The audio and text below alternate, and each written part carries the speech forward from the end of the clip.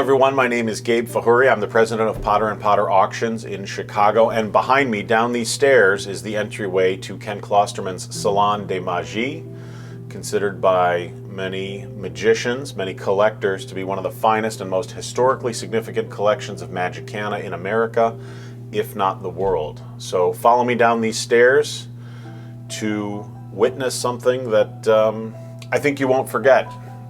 Come this way.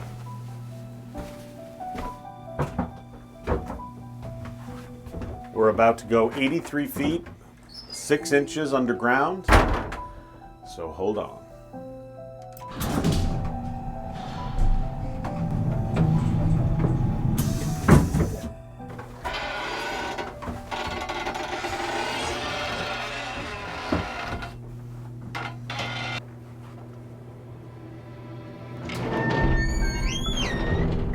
Which leads us to a set of French doors set in stone here in August 1903. And the first one opens to my right, then to the left, and one final push takes us inside this private museum.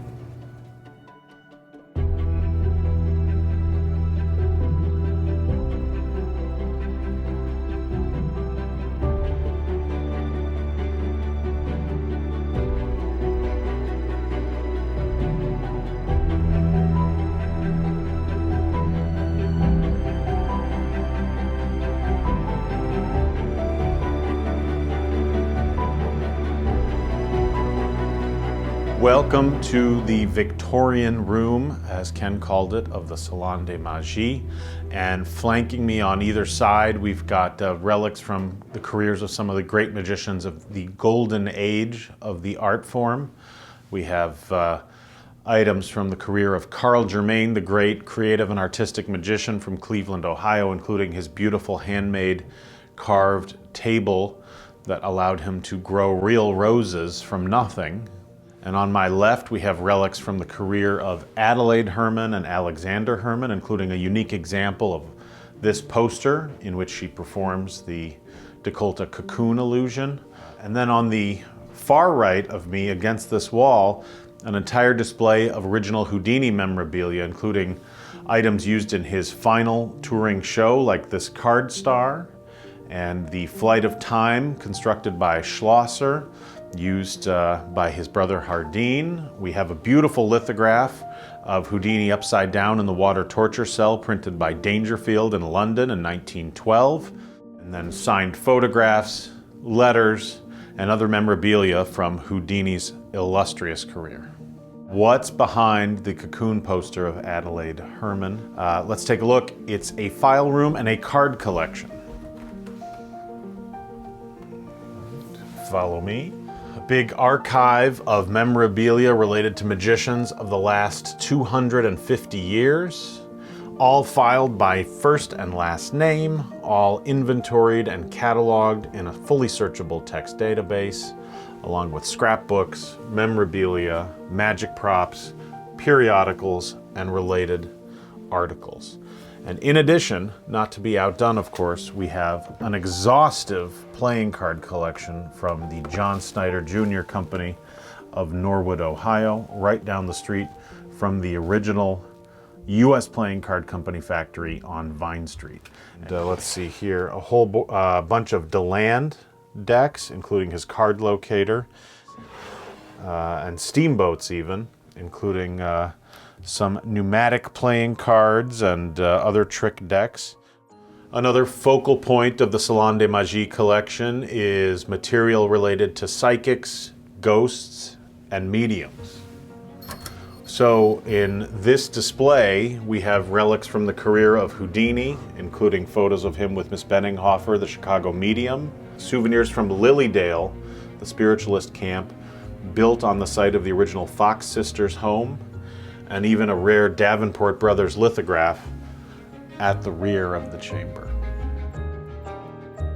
The magician I'm going to talk about now is Harry Kellar from Erie, Pennsylvania, who occupied the top of the ladder in American magic from about 1896 to 1908, when he retired and sold his show. So the table that my hand is resting on is the gilt or gold leaf center table with all of the ornamentation that Kellar used in his show at the center of his stage. So this automaton was made in the 1880s in Paris by Leopold Lambert and his company that made animated window displays like this, and a number of them, because they were so mysterious and kind of proto-robots, had a magic theme. And so you'll notice the conjurer waves his wand once, twice, and then 3 times, and when he lifts the cup again, the die has vanished. What can I tell you about the theater at the Salon de Magie? Well, it's an intimate theater, as you can see from the 4 rows of chairs on either side of the floor of the theater. I think what's interesting about the chairs themselves is they came out of an old movie house or perhaps even a vaudeville house, and each one on the seat is chalked with the names of many of the prominent magicians of the last 25 or 30 years. All of them were close friends of Ken Klosterman, who established the salon, as we know. But not only are their names chalked on the seats of each chair, on each armrest we have the names of many famous magicians. The light and heavy chest of Robert-Houdin is considered by some to be the most historically significant prop in all of magic, and it was used in the 1860s by Robert-Houdin at the request of the French government to help, at least in part, quell a rebellion in Algeria. In performance, Robert-Houdin could apparently make a man as weak as a child by apparently robbing him of his strength and making the chest immovable from where it sat at center stage. Our next step on this journey is through the mirror rescued from a speakeasy here in Cincinnati, and with a little twist of this brass dial we will enter the Egyptian room of the Salon de Magie. So follow me. The magic props in this room in the Salon de Magie are organized both by genre and by maker. So starting up on my right, we have a display of props made by Petrie & Lewis. P&L, as many people knew them, for about 50 years, manufacturing magic out of their factory in New Haven, Connecticut. Next to it, products from Zauber Klingl of Vienna, Austria, a generational magic business, made some of the finest apparatus known to man in the history, the modern history of magic making. We have beautiful pieces made out of wood and metal, bill tubes, dice vases, watch mortars, expanding playing cards, even a ventriloquist head with a control stick that almost looks like a typewriter keyboard. Carrying on, we have other specialties made with bottles, coffee vases, we have a Tarbell orange vase, we have bran vases, we have bottles that turn into flowers. In all, we have 1,000 or maybe even 1,500 antiquarian pieces of magic apparatus built by the master magic makers of the 20th century. This is the Book of Mysteries of Dr. Stanley Jacks, the Swiss close-up magician and mind reader. And inside the book, you'll find what some people believe to be the first close-up pad ever put into professional use. And Jacks would put that on top of the book when presenting his miracles at a swanky lounge or a nightclub or even in a shishi hotel in New York. But I think more interesting than perhaps even the close-up pad are the contents of the book itself, and these include the props that Jacks used to make those miracles. So we have his original Jacks wallet. Some believe it might be one of the very first peak wallets, his dictionary trick with his crib here in English, his decks of cards, his haunted key, and then underneath a host of beautiful props for the tricks that he made famous. On this wall, these cabinets and their contents encompass over a century of magic history. We have a beautiful Robert-Houdin mystery clock here under its original glass dome, and flanking that on the right, we have props from the show of Alexander Herman, the magician that we think of when everyone sees a magician with a twisty mustache and a goatee, including some of the cards from his show in the bouquet at the very top of the display case. And a whole host of other props that you won't find in other collections because they were made one at a time to order by these incredible craftsmen. I'm going to demonstrate for you a magic trick made 130 to 140 years ago. It's a boxwood vase made by a master craftsman, and it contains a little wooden egg, and as they used to say in vaudeville, it's a wooden egg because it was laid by a decoy. So we'll put the egg back in the vase where it began. We'll cover it up with the lid. And for you collectors out there, you might be admiring the construction of the vase. It's all turned by hand by a master craftsman. And even so, despite its age, it still has a little magic left in it. It turns the egg into a little wooden cannonball.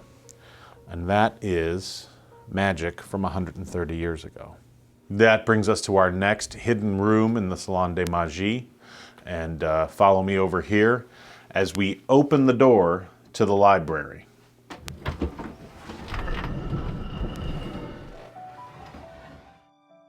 The library here in the Salon de Magie has become a resource and research center to bring into context and gather information about the other objects that have become integral to the collection.